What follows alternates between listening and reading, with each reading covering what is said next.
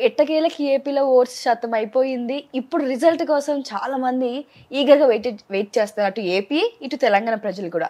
అయితే మరి జాతక ప్రకారం ఏపీలో గెలుపు ఎవరి వైపు ఉండబోతుంది? సో ఏ పార్టీ ఎన్ని సీట్లతో ముందంజలో ఉండబోతుంది?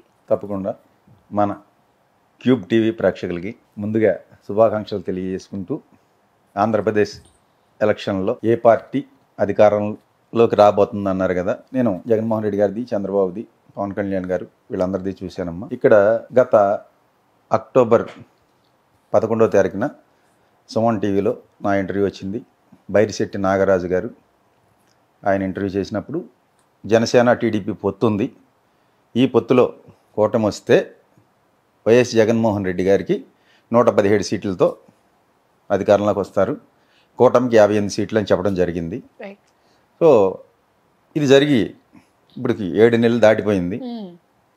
ప్రజెంట్ ఎలక్షన్ టైం దగ్గరికి వచ్చాక బీజేపీ కూడా ఎన్డీఏ కూటమి బీజేపీ టీడీపీ జనసేనలో కలవటం జరిగాక ఒక ఉన్నత స్థానంలో ఉన్న వ్యక్తి నన్ను అడగడం జరిగింది. ఇప్పుడు ఇది వచ్చింది కదా, అప్పుడు ఇలా చెప్పారు, ఇప్పుడు ఏమవుద్దో చెప్పండి అని ఆయన అడగడం వల్ల మళ్ళీ నేను చెప్పడం జరిగిందమ్మా. ఇప్పుడు వైఎస్ జగన్మోహన్ రెడ్డి గారికి బీజేపీ టీడీపీ జనసేన పొత్తులో వస్తే 122 సీట్లతో ఆయన మళ్ళీ అధికారంలోకి వస్తారు. అలాగే కూటమికి అప్పుడు మనం 58 చెప్పాము, ఒక 5 సీట్లు తగ్గి 53 సీట్లతో కూటమి ఉంటుందని మనం వేరే ఛానల్స్లో వీడియో చేయడం జరిగింది. సో ఇక్కడ వైఎస్ఆర్ కాంగ్రెస్కి 20 ఎంపీలు వస్తాయని, అలాగే కూటమికి 5 ఎంపీలు వస్తాయని కూడా చెప్పడం జరిగింది. సరే, మనం నెక్స్ట్ చేసే దాంట్లోనే ఏ ఏ స్థానాల్లో ఎవరు గెలుస్తారు, ఎవరు ఓడిపోతారు, ఎంత మెజార్టీలు అనేది కూడా పార్లమెంట్ సీట్లు కానీ అసెంబ్లీ సీట్లు చెప్పుకుందాం నెక్స్ట్. గురుజీ, మీరు గతంలో తెలంగాణలో సీఎంగా రేవంత్ రెడ్డి గారు గెలుస్తారని చెప్పారు. మరి జాతక ప్రకారం ఈసారి అక్కడ ఏపీలో మళ్ళీ జగన్ వస్తారని మీరు చెప్తున్నారు, దాని గురించి? అవునమ్మా, అప్పుడు నేను రిజల్ట్కి 2 రోజుల ముందు కూడా 2 ఛానల్స్లో, 1వ తారీఖు ఒక ఛానల్లో డిసెంబర్ 2వ తారీఖు మనం టీవీలో, డిసెంబర్ 1 హిట్ టీవీలో కూర్చుని కూడా చెప్పాను. కేసీఆర్ గారికి 3వ తారీఖు సాయంకాలం 4 గంటల వరకే సీఎం యోగం ఉంది, 9వ తారీఖు లోపు రేవంత్ రెడ్డి సీఎం అవుతాడు, పూర్తికాలం సీఎం పదవిలో ఉంటాడని చెప్పడం జరిగిందమ్మా. అది మీరు చెప్పినట్లు సీఎంగా జగన్ గారు ఒకవేళ గెలవకుండా బై ఛాన్స్ టీడీపీ అధికారంలోకి వచ్చి ఆయన సీఎం అవుతే, చంద్రబాబు సీఎం అవుతే, మీరు చెప్పిన జాతకం అబద్ధం అని ఒప్పుకుంటారా? ఒప్పుకుంటామమ్మా. ఇప్పుడు మేము చెప్పింది మేము ఇక్కడ లైవ్లో కూర్చొని చెప్తున్నాం కదా, చెప్పినప్పుడు జరగకపోతే మేము చెప్పింది తప్పని ఒప్పుకోవాలి. అంతేగాని ఇక్కడ నేను అప్పుడు అలా చెప్పా ఇలా చెప్పానని చెప్పి ఏదో బ్రోకర్ ఇచ్చి మిమ్మల్ని ఇది చేసి నా వీడియోలు ఉంటే తీసుకురండి, నా వీడియోలు ఉంటే చూపించండి, నా వీడియోలను డిలీట్ చేపించి అలా చేసే అవసరం నాకు లేదు. అర్థమైందా? వన్స్ ఒక మాట చెప్పామంటే ఆ మాటకి కట్టుబడే ఉంటా చనిపోయేంత వరకు కూడా. ఒకవేళ నేను చెప్పింది జరగకపోతే జరగకపోవచ్చు, ఎస్ జరగకపోతే మీ టీవీలో కూర్చుని నేను చెప్పింది తప్పు అని నేను ఒప్పుకుంటా. అర్థమైందా మీకు? Next right. కొంతమంది జ్యోతిష్యులందరూ 100% సీఎం చంద్రబాబు గారే, ఎందుకంటే ఆయన జాతక రీత్యా ఆయన అవ్వే అవకాశాలు ఉన్నాయి, 100% అయ్యే అవకాశాలు ఉన్నాయి అంటున్నారు. దానికి మీ సమాధానం?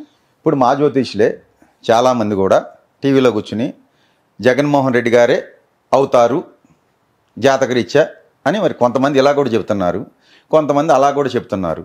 సరే, అది వాళ్ళ పరిజ్ఞానం బట్టి చెప్తారమ్మా. ఇక్కడ నేను కూడా 122 సీట్లు వస్తాయి అని చెప్తున్నా అంటే అది నా పరిజ్ఞానం బట్టి చెప్తున్నాను.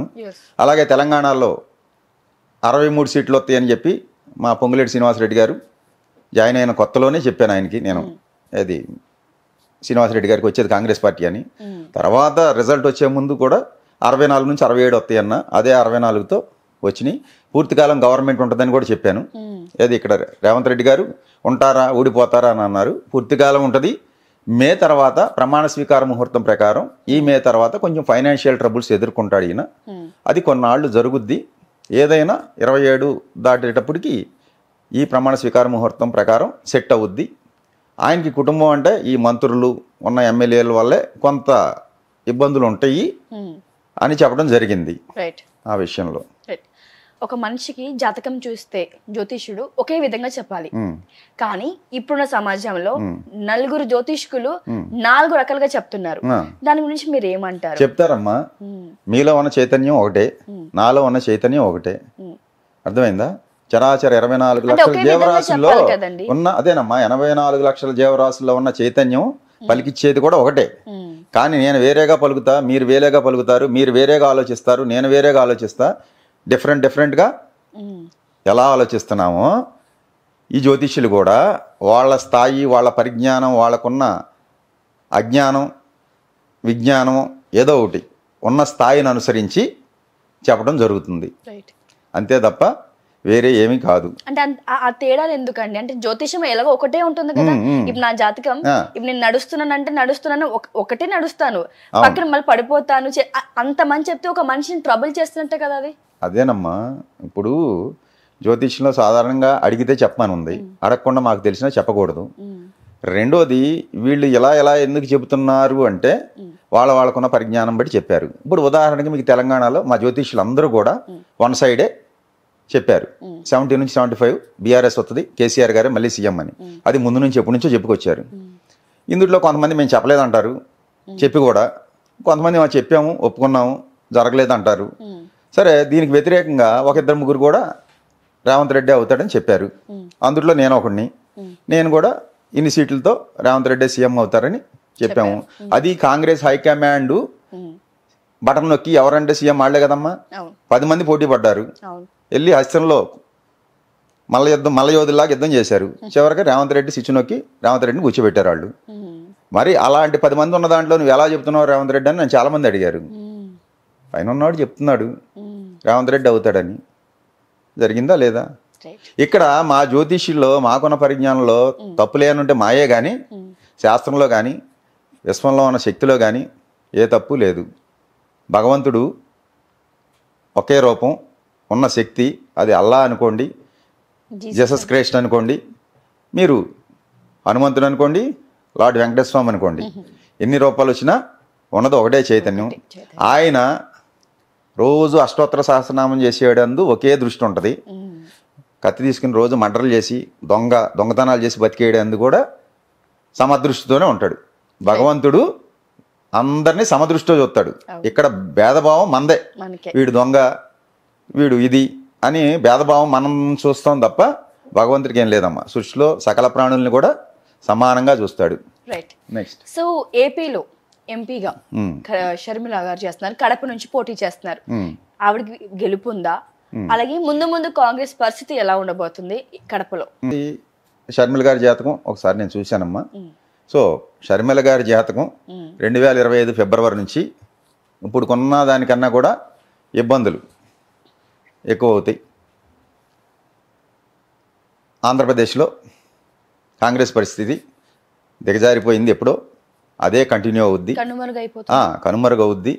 ఇక్కడ ఆంధ్రప్రదేశ్లో రేపు మళ్ళీ సీఎం అయ్యే జగన్మోహన్ రెడ్డి గారు 2034 వరకు కూడా ఈయనే సీఎం పదవిలో ఉంటారు. 2019లో ఎక్కిన జగన్మోహన్ రెడ్డి గారు 2034 వరకు ఇదే పదవిలో కొనసాగుతారు. తర్వాత ఒక 5 years ఆయనకి గ్యాప్ వస్తుంది. 39 వచ్చేటప్పటికి మళ్ళీ సీఎం అయ్యి మళ్ళీ ఒక 2 times కదండి, నెక్స్ట్ 3 times అమ్మా. 2019, 24, 29 కూడా ఆయనే అయ్యి 34కి దిగిపోయి ఒక 5 years గ్యాప్ వచ్చి 39లో అయ్యి మళ్ళీ ఒక 5 ఏళ్ళు చేసి ఆయన జీవిత కాలంలో ఒక 20 సంవత్సరాల యోగం ఉంది. చంద్రబాబు నాయుడు గారికి ఎలా 14 సంవత్సరాల యోగం ఉందో, కేసీఆర్ గారికి ఎలా 9.5 ఏళ్ళు యోగం ఉందో, అలాగే జగన్మోహన్ రెడ్డి గారికి కూడా ఒక 20 సంవత్సరాల యోగం ఉంది. ఇది కాలం నిర్ణయించింది. ఇప్పుడు మేము చెప్తున్నాం ఇక్కడ కూర్చుని, రేపు ఇది ఇవాళ 20వ తారీఖు, రేపు 4వ తారీఖు రిజల్ట్ వచ్చాకే కదా ఆయన సీఎం అయిందా లేదా అనేది తెలిసేది. ఇప్పుడు నేను చెప్పింది నిజమా కాదని. మళ్ళీ 29 ఎలక్షన్లో ఆయన గెలిచి మళ్ళీ సీఎం అయితేనే కదా ఈ ఉదయభాస్కర్ అనేవాడు చెప్పింది నిజమా కాదని తెలిసేది. 34 దాకా ఎన్ని సంవత్సరాలు ఉంది, వెయిట్ చేయాలి. రిజల్ట్ వస్తాకి మనం చెప్పిన మాట జరిగిందా లేదా అని తెలుసుకుంటాకి 9 సంవత్సరాలు పడద్ది, లేదా 10 సంవత్సరాలు పడద్ది. అది రిజల్ట్ రావటానికి. మీరు ఇందాక పదే జగన్ సీఎం అవుతారని ఖచ్చితంగా బలగుద్ది చెప్తున్నారు. సీఎం మళ్ళీ ఇంకొకసారి జగన్ గారు అవుతే రాష్ట్ర పరిస్థితి ఎలా ఉండబోతుంది? ఏపీ సీఎం మళ్ళీ జగన్మోహన్ రెడ్డి గారు అవుతారు. రాష్ట్రాన్ని పరుగులు పెట్టిస్తాడు, అభివృద్ధి పదంలో ప్రగతి పదంలో నడిపిస్తారు. ఇప్పుడు చెప్పే అన్నీ కూడా అభివృద్ధి ఏముంది ఏముంది అనేది వాళ్ళకి అజ్ఞానం అనే కళ్ళు పొరలు కమ్మి ఏమీ కనపట్ల. ఏది జగన్మోహన్ రెడ్డి చేసిన అభివృద్ధి ఒక మాయ కమ్మి వాళ్ళకేం కనపట్ల. ఆ మాయ పొర తొలగినప్పుడు అభివృద్ధి ఏంటనేది కనపడద్దమ్మా. పిఠాపురం నుంచి మనకు తెలిసిందే పవన్ కళ్యాణ్ గారు, వంగగీత గారు పోటీ చేయడం జరిగింది. గెలుపు ఎవరి వైపు ఉంటుంది? ఈసారి పిఠాపురం నుంచి పవన్ కళ్యాణ్ గారు గెలుస్తారా? అసెంబ్లీకి వెళ్ళే ఛాన్సులు ఉన్నాయా? నేను ఎప్పుడో చెప్పానమ్మా, అక్టోబర్ 11 వచ్చిన వీడియోలోని సుమన్ టీవీలో, పవన్ కళ్యాణ్ గారు కూటమిలో వెళ్తే గెలుస్తారు, ఒంటరిగా వెళ్తే గెలవరని చెప్పాను. అది ఆన్ రికార్డే ఉంది. ఇప్పుడు కూడా కూటమిలో వెళ్ళారు కాబట్టి గెలుపు అవకాశాలే ఉన్నాయి ఆయనకి, అసెంబ్లీలోకి అడుగుపెట్టే అవకాశాలే ఉన్నాయి. దేశవ్యాప్తంగా అధికారంలోకి వచ్చే పార్టీ ఏది? దేశవ్యాప్తంగా నేను ఎప్పుడో చెప్పాను గత ఇంటర్వ్యూల్లోనే, మళ్ళీ బీజేపీయే వస్తుందమ్మా ఎన్డీఏ కూటమికి. అప్పుడు 305, 310 సీట్లతో అని చెప్పాను. ఇప్పుడు మీ టీవీలో కూర్చుని ఎన్డీఏ బలం అది లోపలున్న బయట నుంచి మద్దతు ఇచ్చిన పార్టీలతో అయినా సరే ఏదైనా ఎన్డీఏ బలం పార్లమెంట్లో 360 సీట్లు ఉంటాయి. లోనున్న లోపల ఉండకుండా బయట నుంచి మద్దతు ఇచ్చేవాళ్ళు ఉంటారు. ఉదాహరణ జగన్మోహన్ రెడ్డి బయట నుంచే మద్దతు ఇచ్చాడు కదా బీజేపీకి గత 5 సంవత్సరాలు. అలాగా ఇచ్చినా ఏదైనా ఎన్డీఏ కూటమికి 360 సీట్లు బలం పార్లమెంట్లో ఉంటుంది. ఏపీలో 25 ఎంపీ సీట్లు ఉన్నాయి. మరి వైఎస్ఆర్సీపీకి ఎన్ని సీట్లు రావచ్చు? అలాగే తెలంగాణలో ఏ పార్టీకి ఎంపీ సీట్లు ఎన్ని రావచ్చు? ఆంధ్రాలో వైసీపీకి నేను చెప్పేది 20 ఎంపీ స్థానాలు వస్తాయని, కూటమికి 5 వస్తాయని చెప్పడం జరుగుతుంది. అలాగే తెలంగాణలో కూడా కాంగ్రెస్కి ఒక 9 ఎంపీ స్థానాలు వస్తాయి, ఎంఐఎం ఒకటి వస్తుంది, ఒక బీఆర్ఎస్ 3 నుంచి 4 ఉండొచ్చు, బీజేపీ ఒక 3 స్థానాలు ఉంటుందమ్మా, ప్లస్ ఆర్ మైనస్. ప్రస్తుతం జగన్ గారి జాతకం ఎలా ఉంది? అలాగే బాబు గారి జాతకం ఎలా ఉంది? జగన్ గారి జాతకం అయితే ప్రస్తుతం ఆయన కన్యా లగ్నం, ఆరుద్ర నక్షత్రంలో పుట్టాడు. బుధ మహాదశలో శుక్రుడి యొక్క అంతర్దశ నడుస్తుంది. రేపు నవంబర్ వరకు కూడా, అదే రేపు అక్టోబర్ డిసెంబర్ వరకు కూడా బుధ శుక్రులు ఇద్దరు అక్కడే ఉన్నారు వృచ్చికంలో. ఆయన జాతకం చూసామమ్మా. ఆయన జాతకం ప్రకారం మళ్ళీ 122 సీట్లు గెలుచుకుని మళ్ళీ ముఖ్యమంత్రిగా ఆయన ప్రమాణ స్వీకారం రేపు ఆంధ్రాకి మళ్ళీ చేస్తారు వైజాగ్లో. రైట్. ఇది సత్యం. సో సీఎం రేవంత్ రెడ్డి గారు ఇందాక మనం డిస్కషన్ చేసుకున్న ప్రకారంగా 5 ఏళ్ల పరిపాలనలో ఉంటారని కొంతమంది, ఉండరు అని కొంతమంది, మధ్యలో దిగిపోతారని కొంతమంది. ప్రస్తుతం ఆయన జాతరీత్యా ఆయన సిచ్యువేషన్ ఎలా ఉండబోతుంది? నేను చూశానమ్మా ఆయన జాతకం, వేరే విశ్లేషణలో చెప్పాను. ఆయనకి ఫలానా దశ స్టార్ట్ అయింది, ఈ టైం నుంచి ఈ టైంకి తప్పకుండా ముఖ్యమంత్రి అవుతారని ఆ ఇంటర్వ్యూలో కేసీఆర్ గారి జాతక విశ్లేషణ, ఈయన జాతక విశ్లేషణ కూడా చేసి చెప్పడం జరిగింది. ఆయన కొండారెడ్డిపల్లిలో 4:30కి పుట్టారు. ఈ లగ్నం మేష లగ్నం, సప్తంలో ఈ గ్రహాలు ఉన్నాయని, షష్టాధిపతి సప్తంలో ఉన్న బుధ మహాదశ ప్రారంభం అయ్యాకే ఈయనకి సీఎం యోగం వస్తుందని చెప్పడం జరిగింది. అలాగే వచ్చారు. ఈయన పూర్తికాలం మీకు లైవ్లో చెప్తున్నాను, పూర్తికాలం 5 ఏళ్ళు సీఎంగా కొనసాగుతారు. ఇంతకుముందు కూడా 2014లో కేసీఆర్ గారు అవుతారని చెప్పాను. 2019లో 18 డిసెంబర్ 13న కేసీఆర్ గారు మళ్ళీ ప్రమాణ స్వీకారం చేస్తారని చెప్పాను. అలాగే చేశారు. ఆయన రేపు సాయంకాలానికి దిగిపోతారని చెప్పాను, అదే జరిగింది. అది రేపు 2019లో కూడా జగన్మోహన్ రెడ్డి గారికి 126 ఎమ్మెల్యే సీట్లు ప్లస్ 21 ఎంపీ సీట్లు వస్తాయి అన్నాను. నన్ను అందరూ వీడు ఏదో అని చెప్పి ట్రోల్ చేసి అన్నారు. సరే వచ్చాక తెలిసింది కదమ్మా, రేపు కూడా వచ్చాకే తెలుస్తుంది. ఈలోపు ఈ 10 రోజుల్లో 15 రోజులు ఉంది మన వీడియో వచ్చేటప్పటికి రిజల్ట్ వస్తుంది. 15 రోజుల్లో కామెంట్లు చేస్తూనే ఉంటారు, వాళ్ళందరినీ మనం పట్టించుకోమమ్మా. ఇది తెలంగాణలో బీఆర్ఎస్ పార్టీ అంతమైపోతుంది, ఇంకా కేసీఆర్ జైలుకి వెళ్తాడు అని అంటున్నారు. ప్రజెంట్ కేసీఆర్ గారి జాతక ప్రకారంగా ఆయన సిచ్యువేషన్ ఎలా ఉండబోతుంది గురు? అదే సిచ్యువేషన్ అయితే బాగోలేదమ్మా. నేను చెప్పాను అక్టోబర్ 9 నుంచి ఎప్పటి నుంచో ఆయనకి బాగోలేదు, బ్యాడ్ టైం స్టార్ట్ అయిందని. సో ఆ తర్వాతే డిసెంబర్ 19 వరకు ఉంది అది ఆ గ్రహం. ఆ జరిగే కాలంలో ఇబ్బంది ఉంటుంది అన్నాను. అదే టైంలో దిగిపోయారు, ప్లస్ పడిపోయి ఆయనకి సర్జరీ అయింది కూడా డిసెంబర్ 19 ముందే. సో ఆయనకైతే 2028 వరకు కూడా ఈ పార్టీ అయితే ఉంటుంది. ఆ తర్వాత ఆలోచించాలి ఉంటుందా ఉండదా అనేది. రైట్. ఇది ఒక పర్సనల్ క్వశ్చన్ గురువు గారు మీ గురించే. మీ దగ్గర ఉన్న ఒక మంత్రదండం ఒక వింతగా ఉంది, అసలు నేను ఎప్పుడు కూడా చూడలేదు దాన్ని. సో దాంతో జాతకం ఎలా చెప్తారు? దాంతో జాతకం చెప్పడం కాదమ్మా, భవిష్యత్తు చెప్తున్నాం. రేపు అదే జాతకం అనేది కాదు ఇక్కడ.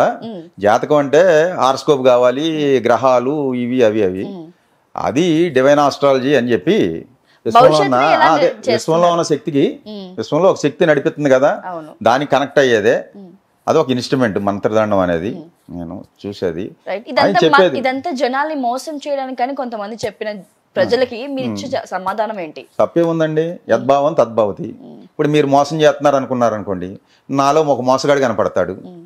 ఇప్పుడు నేను పలికేది సత్యం అనుకోండి, నేను చెప్పింది జరిగింది చాలామందికి, వాళ్ళందరూ ఏమనుకుంటారు, ఓహో ఈయన చెప్పింది జరిగింది అని అనుకుంటారు కదా.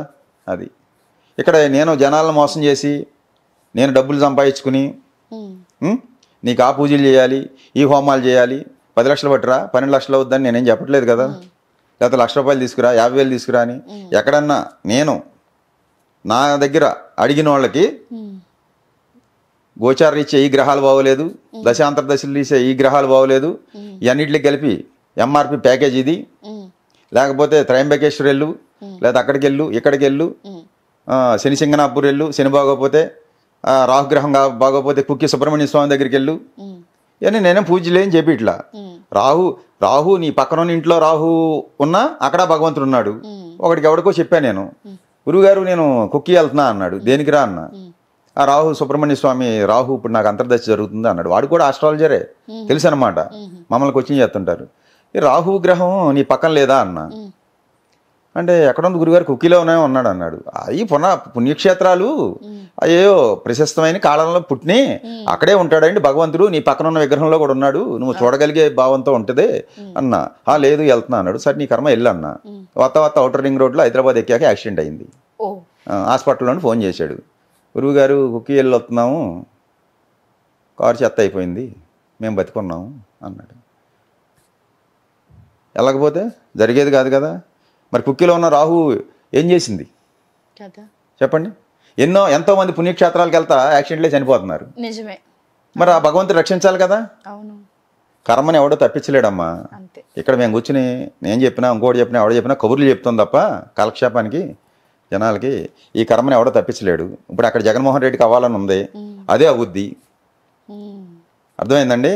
దాన్ని నాకు ఇష్టం ఉన్నా లేకపోయినా ఎవడన్నా తప్పించలేము, దీన్ని ఎవడో మార్చలేము.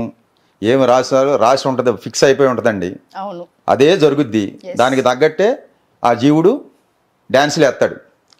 అర్థమైందండి. నేను ఆడతా అనుకునేది అజ్ఞానం. నేను సంపాదించే 100 కోట్లు లేదా బిర్లా టాటా అనుకుంటాడు. ఏది పెద్ద పెద్దోళ్ళు అందరూ వీడు సంపాదించేది 100, వీడికి లేనికి ముందు ఉంది డబ్బు, వీడు పోయాక డబ్బు ఉంటుంది. వీడు వర్తా డబ్బు ఏమి లేదు, కొత్తగా సంపాదించారు, తీసుకెళ్తా పట్టుకెళ్ళేది లేదు. నేను సంపాదించేది అనుకునేంటి, ఇప్పుడు ఇక్కడ కూర్చుని నేను చెప్పా జ్యోతిష్యం జరిగింది, నేను చెప్పే జరిగింది అనేది ఒక అజ్ఞానం. అది జరగాల్సి ఉన్నది జరుగుద్ది, దాన్ని తెలుసుకుని చెప్పడమే జ్యోతిష్యం. అది ఒక దైవానుగ్రహం ఉంటే వస్తుంది అంతే తప్ప ఇక్కడ నేను చెప్పాను అనుకున్నాను అనుకోమ్మా, అది అహంకారం వస్తుంది, అది అజ్ఞానం. తర్వాత భగవంతుడు ఒకటి వేసాడు అనుకోండి, మళ్ళీ పాతాళంలో పోతాం. అది గురుగారు చివరిగా మంగళగిరి నుంచి లోకేష్ గారు అలాగే లావణ్య గారు పోటీ చేశారు. సో గెలుపు ఎవరి వైపు ఉంది ఈసారి? లోకేష్ గారు ఏమైనా గెలిచే అవకాశాలు? 4 నెలల క్రితం అయితే గంజి చిరంజీవి టికెట్ డిక్లేర్ అయినప్పుడు ఒక 2,000-2,500తో గంజి చిరంజీవి గారు గెలవచ్చు అని చెప్పానమ్మా. సో ఆయన టికెట్ మార్చేశారు, చిరంజీవి సీట్ చినిగిపోయి మురుగుడు లావణ్య వచ్చింది అక్కడ. మరి ఎందుకు జరిగిందో ఇప్పుడైతే నాకు కనపడే ఇదిలో ఒక 2,500లో లోకేష్ గారే గెలవచ్చు అని చెప్తున్నాను. ఓకే, అది ఈసారి అయితే గెలుపు ఉంది, గెలవచ్చు. Thank you Guruji. అలాగేమ్మా.